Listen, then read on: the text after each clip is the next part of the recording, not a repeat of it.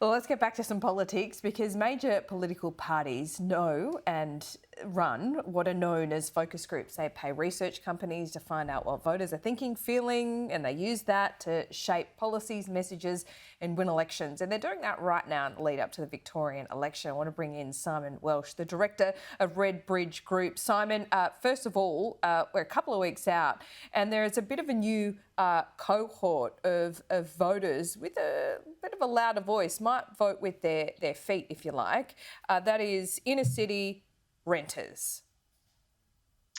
Yeah, thanks, Laura.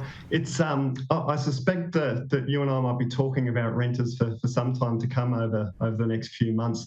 They've really become an incredibly important voter cohort, as you say, in those sort of inner to middle suburbs, not just in Melbourne, but across our major cities.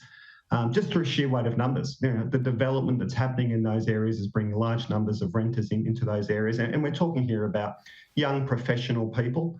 And they're redefining the shape. So we saw that in the recent federal election. I think a lot of that vote in places like Kooyong, in Higgins, in the Sydney seats, the northern seats there, was really from those renters. So these are voters, the young urban professionals. They sort of lean socially progressive left, but they're really animated by housing issues. So these are folk that are worried about climate, but they're equally worried now about where they're going to be living in 6 months' time. So we've been talking to them this week around those sorts of issues, and we're getting people telling us now. These are people on good salaries, professional people telling us now, I've actually given up on ever owning a home.